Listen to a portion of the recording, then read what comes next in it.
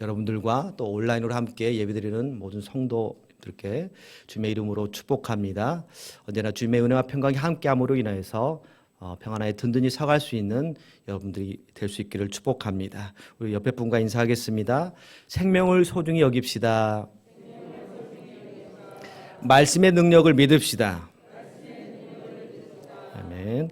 단지 이들의 생명을 소중히 여기고 또 말씀의 능력을 믿음으로써 주님을 놀라게 하는 그런 삶을 살 뿐만 아니라 놀라운 하나님의 은혜를 경험하는 우리 모두가 될 수 있기를 간절히 소망합니다. 최근 미국의 한 매체에서 전 세계 국가별 국력 순위에 대해서 이렇게 발표를 했는데요. 우리나라는 몇 위일까요? 우리나라의 국력은 몇 위 정도 될 거라고 짐작하십니까? 그 조사에 의하면 우리나라는 6위를 차지했습니다. 여러분 눈을 보니까 정말 설마 놀랍죠? 이 작은 나라가 우리나라가 6위라니, 국력이 6위라니. 물론 전체적으로 봤을 때 그러잖아요. 하지만 국력으로 따져봤을 때 6위였다라는 것이죠. 그러면 세계에서 가장 국력이 강한 나라는 어딜까요? 그죠? 미국이고요. 그 다음은 중국입니다. 이어서 러시아, 그리고 독일, 영국이 그 다음 순위를 차지했고 그 다음에 바로 우리나라였던 것을 보게 됩니다. 대한민국은 작은 나라에 불과하지만 여러 항목에서 높은 점수를 받았는데요. 수출의 정도에 따라서 또한 경제력의 그 영향이 어떠한지에 대해서 또 군사력과 국제 외교 등에서 아주 좋은 점수를 받아서 6위를 얻었습니다. 우리나라 다음이 프랑스입니다. 프랑스가 우리나라보다 국력이 약해요. 일본은 한참 후입니다. 몇 위인지는 확인을 안 했습니다. 여튼 우리나라가 아주 하나님 은혜 가운데 성장을 하게 되고 국력이 강함을 보게 됩니다. 그런데 여기에서 국가의 힘은 경제력, 또 국방력, 그리고 리더십의 역량이 아주 큰 비중을 차지한다는 걸 보게 됩니다. 결국 한 나라의 힘은 대통령이나 또 왕의 리더십이 어떠하느냐에 따라 달려 있는 것이죠. 회사도 마찬가지죠. 그 수장에 따라서 달라집니다. 국가기관도 마찬가지죠. 그 수장이 어떠하느냐에 따라서 어떻게 정책을 펼쳐나가고 리더십을 펼쳐나가느냐에 따라서 성장하고 강하느냐 아니면 그냥 도태되느냐 나눠지게 되는 것이죠. 이스라엘의 경우도 마찬가지였습니다. 왕이 어떻게 이끌어 가느냐에 따라서 이스라엘의 흐름이 바뀌는 것을 보게 됩니다. 단 이스라엘은 특별하게 조건이 하나 붙습니다. 그것은 바로 하나님의 말씀에 따라 백성을 이끌어야 한다라는 것이죠. 비록 왕이 되었다 하더라도 그 왕의 의지와 왕의 욕심, 왕의 생각에 따라서 통치해서는 안 된다라는 것이 이스라엘의 왕의 규칙이었습니다. 왜냐하면 이스라엘의 진정한 왕은 여호와 하나님이시기 때문입니다. 시편 24편 7절과 8절을 함께 읽도록 하겠습니다. 함께 읽겠습니다. 문들아 너희 머리를 들지어다. 영원한 문들아 들릴지어다. 영광의 왕이 들어가시리로다. 영광의 왕이 누구시냐? 강하고 능한 여호와시요 전쟁에 능한 여호와시로다. 아멘. 여호와가 왕이시라고 고백하고 있습니다. 다윗이 비록 자신이 왕입니다. 다윗은 왕이었지만 진정한 왕, 영광받기 합당하신 왕이 바로 여호와 하나님이라고 시를 통해서 고백하고 찬양하고 있습니다. 이는 다른 의미로 보자면 다윗은 다만 왕이신 여호와께서 세운 대리자일 뿐이다 라는 이런 고백이기도 합니다. 그래서 다윗은 자신이 좋게 여기는 대로가 아니라 주님이 좋게 여기시는 대로 주님의 말씀대로 살고 또한 주님의 말씀대로 주님이 좋게 여기시는 대로 다스렸던 것입니다. 오늘 본문의 표현대로라면 주께서 선히 여기시는 대로 그렇게 통치하고 그렇게 살았던 것입니다. 이 시간 사무엘하 15장 24절에서 29절까지 본문을 통해서 주께서 선히 여기시는 대로라는 제목으로 함께 말씀을 나눌 때에 주께서 선히 여기시는 대로 살기로 결단하고 또한 하나님의 선한 이끄심 가운데 복된 성도로 살아가는 저와 여러분 될 수 있기를 간절히 소망합니다. 주께서 선히 여기시는 대로 사는 성도는 첫째, 모든 일을 겸손히 주님의 뜻으로 받아들인다라는 것입니다. 우리 25절과 26절 함께 읽도록 하겠습니다. 오늘 본문 25절, 26절입니다. 함께 읽겠습니다. 시작. 왕이 사독에게 이르되 보라, 하나님의 궤를 성읍으로 도로 메어가라. 만일 내가 여호와 앞에서 은혜를 입으면 도로 나를 인도하사 내게 그 궤와 그 계신대를 보이시리라. 그러나 그가 이와 같이 말씀하시기를 내가 너를 기뻐하지 아니한다 하시면 종이 여기 있사오니 선히 여기시는 대로 내게 행하시옵소서 하리라. 아멘. 다윗은 지금 어떤 상황이냐면 왕이지만 왕의 자리를 위협받는 가운데 처해 있습니다. 아들 압살롬이 자신이 왕이 되겠다고 반역을 일으켰던 것이고, 그래서 다윗은 왕궁을 떠나서 예루살렘 성을 떠나서 몸을 피신하려는 중입니다. 이때 하나님의 궤를 맨 레위인과 또한 제사장 행렬도 함께 따르려고 합니다. 다윗은 이 행렬을 보고는 사독 제사장에게 하나님의 궤를 다시 예루살렘 성으로 메어 드리라 이렇게 명령한 것입니다. 그런데요, 여호와의 궤를 다시 예루살렘 성으로 메어 드리라고 한 것은 이건 엄청난 결단입니다. 다윗이 엄청난 결단을 한 거예요. 왜냐하면 이스라엘 백성에게 하나님의 궤, 즉 언약궤라고도 하고 이 법궤라고 하는 이 언약궤는 하나님의 임재와 도우심을 상징하기 때문입니다. 그래서 큰 전쟁을 치러야 할 때 언약궤를 전쟁터로 가지고 가서 군사들의 사기를 높이곤 하였습니다. 사무엘상 4장 5절에서 7절을 함께 읽도록 하겠습니다. 함께 읽겠습니다. 여호와의 언약궤가 진영에 들어올 때에 온 이스라엘이 큰 소리로 외치매 땅이 울린지라. 블레셋 사람이 그 외치는 소리를 듣고 이르되 히브리 진영에서 큰 소리로 외침은 어찌 됨이냐 하다가 여호와의 궤가 진영에 들어온 줄을 깨달은지라. 블레셋 사람이 두려워하여 이르되 신이 진영에 이르렀도다 하고 또 이르되 우리에게 화로다. 전날에는 이런 일이 없었도다. 아멘. 엘리가 제사장으로 있었던 때에 이스라엘은 블레셋과의 전쟁에서 승리하려는 목적으로 하나님의 언약궤를 전쟁터로 가지고 갔습니다. 그랬더니 블레셋이 어떤 반응을 보입니까? 이스라엘의 하나님이 이스라엘 진영 가운데, 이스라엘 군대 가운데 이르렀다면서 두려워하였습니다. 왜요? 그 궤라는 그런 물건이 온 것이 아니라 그 궤가 하나님의 임재를 상징하기 때문에 궤가 들어왔다라는 것은 곧 그들의 신, 히브리인의 신, 이스라엘의 신 누군가요? 바로 여호와 하나님이 그들 가운데 이르렀다. 결국 자신들은 이젠 전쟁에 패하겠구나 해서 두려워하는 마음을 갖게 된 것입니다. 물론 이 전쟁에서 이스라엘은 블레셋에 패했습니다. 그리고 엘리의 두 아들 홈니와 비나스는 물론이고 이스라엘의 병사 3만 명이 전사하게 됩니다. 심지어 하나님의 언약궤까지 빼앗기고 맙니다. 그렇다고 여호와가 약해서 전쟁에 능하신 하나님이라고 고백하는데 그 여호와가 약하기 때문에 이스라엘이 패한 것은 아닙니다. 당시 이스라엘의 영적 지도자였던 제사장 홈니와 비느하스는 백성들이 바른 신앙을 갖고 살도록 이끌어주는 데는 별로 관심이 없었습니다. 자신들의 이속만 차리려고 했습니다. 그들은 율법은 멀리하고 하나님의 재물 얻기만을 가까이 함으로 인해서 영적으로 도덕적으로 부패했던 것입니다. 그런 상황 가운데 이스라엘 병사들에게 하나님의 언약궤는 마치 부적과 같은 것으로 치부되었습니다. 언약궤가 오면 우리가 분명히 이겨. 언약궤만 있으면 돼. 라는 그런 부적과 같이 여겼던 것이죠. 이것을 아신 하나님은 이스라엘의 꼭두각시 역할을 거부하시고 블레셋의 언약궤를 잠시 내어주셨을 뿐입니다. 이스라엘이 언약궤를 잘못 인식하고 잘못 사용한 예이긴 하지만 분명 언약궤는 하나님의 임재와 하나님의 도우심을 상징한다라는 것을 볼 수가 있습니다. 이렇게 종교적인 특별한 상징이 있는 언약궤는 아울러서 왕권의 정당성을 인정하는 도구가 되기도 하였습니다. 다윗이 이스라엘 통일 왕국의 왕으로 등극하자 제일 먼저 했던 게 뭐예요?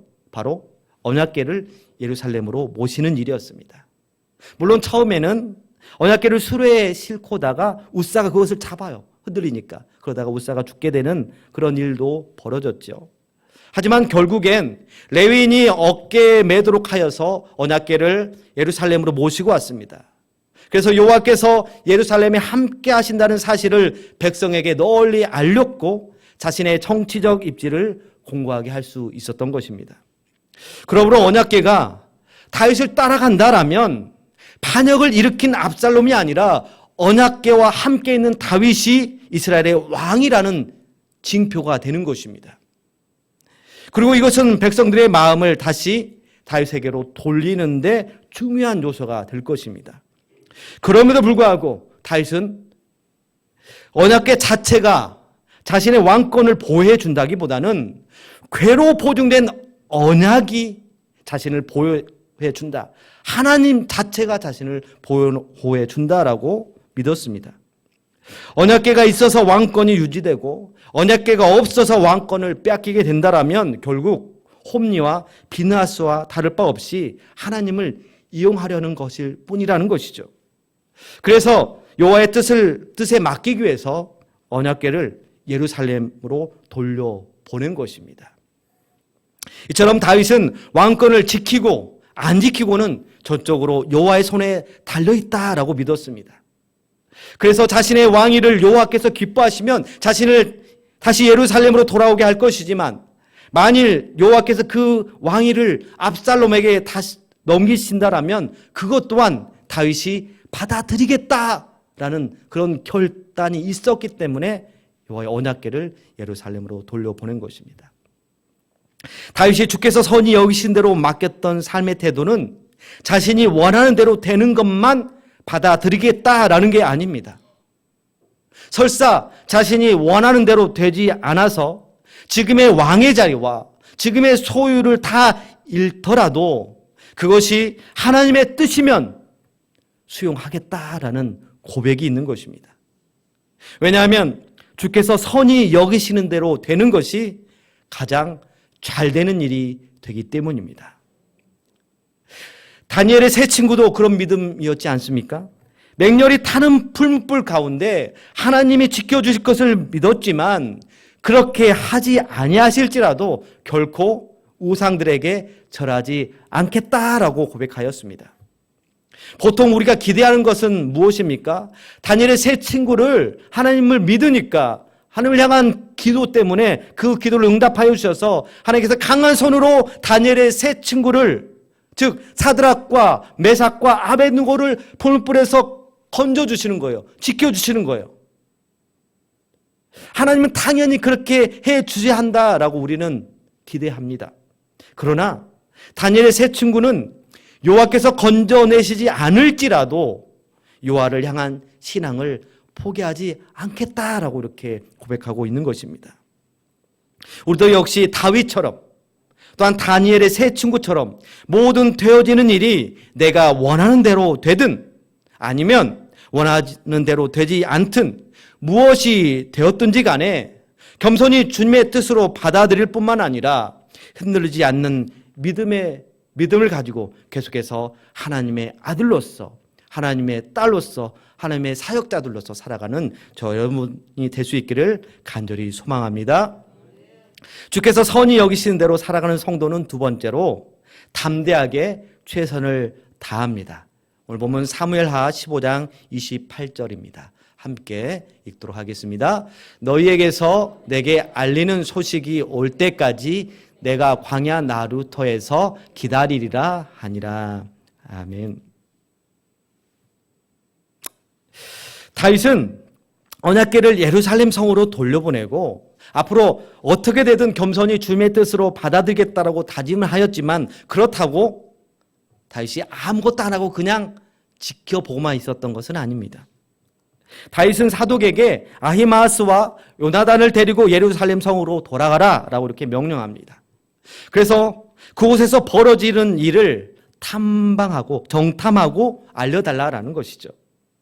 다윗은 비록 압살롬의 반역으로 예루살렘 성을 떠나지만 그 예루살렘 성 안에서 어떠한 일이 일어나는지 그 상황을 알아야만 그에 따라서 처신할 수 있기 때문에 그렇게 해달라고 그들에게 명령한 것이죠. 다윗의 최선은 여기에서 그치지 않았습니다.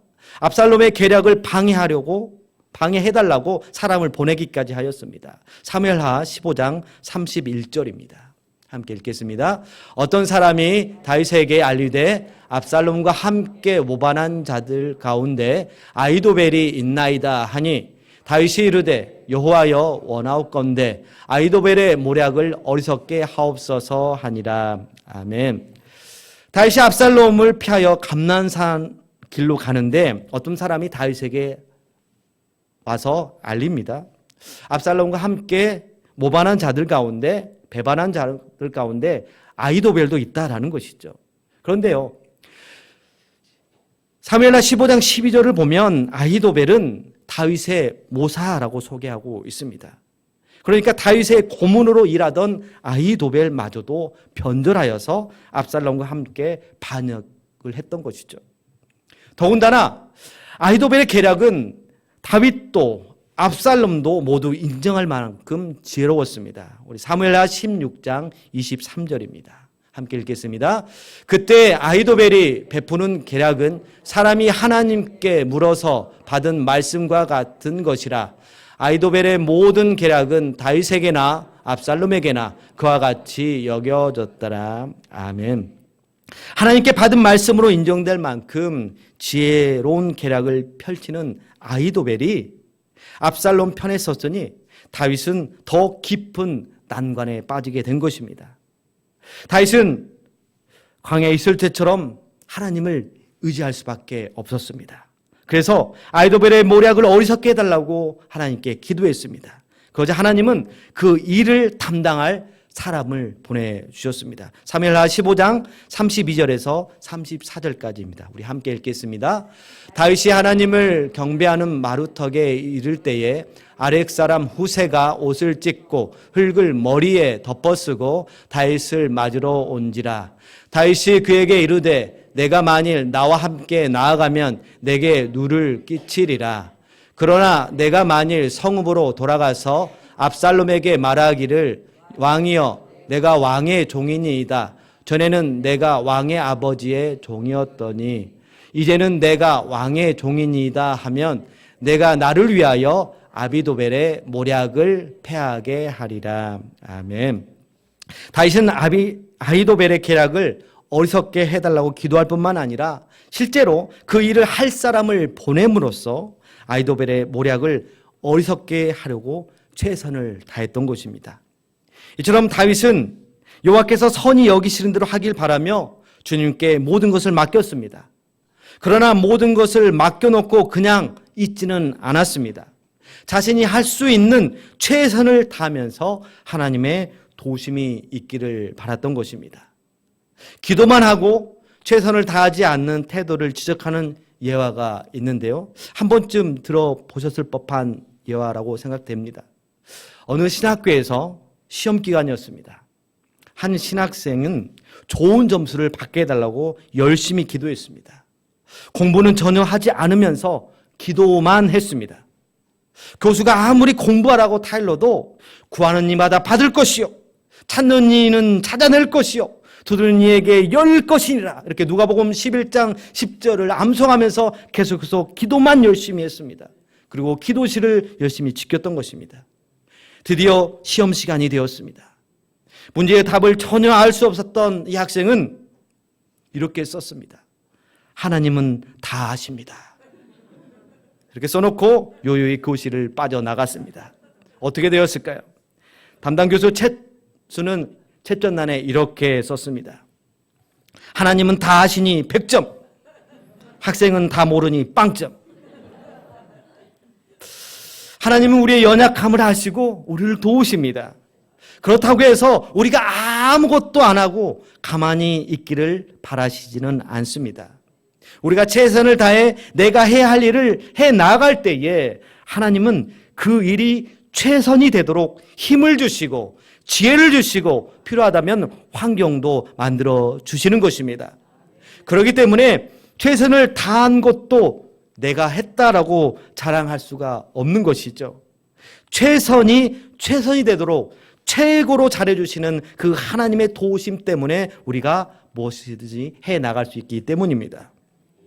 하나님은 우리가 성실히 나의 역할을 해나가는 과정에서 일하는 것이지 인형놀이 하듯이 우리에게 떠먹여주시고 옷 갈아입혀 주시고 머리 빗겨주시고 신을 신겨주시고 입을 덮어주시면서 잘 자라, 너는 가만히 있기만 해라, 그렇게 하지는 않으십니다.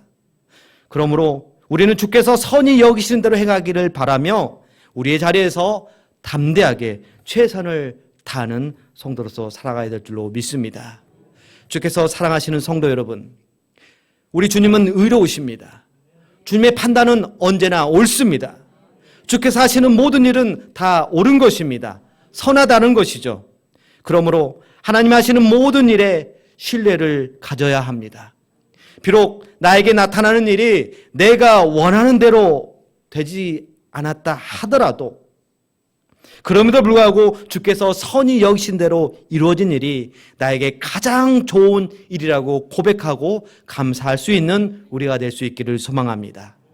또한 주께서 선히 여기시는 대로 되길 바라며 맡겼다 하더라도 내가 할 수 있는 최선을 다해서 주어진 일을 담대하게 해 나아갈 때에 우리에게 늘 좋은 것으로 아끼지 아니하시는 그 하나님의 능력의 손길이 우리를 인도하고 도와서 정금 같은 인생을 살아가게 될 줄로 믿습니다. 모든 상황 속에서 주께서 선히 여기신 대로 맡기고 그 결과가 어떠하든지 겸손과 감사로 받아들이고 우리가 최선을 다해 일하게 하실 그 하나님을 의지하면서 복된 성도로 살아가는 저 여러분 우리 모두가 될 수 있기를 간절히 소망합니다.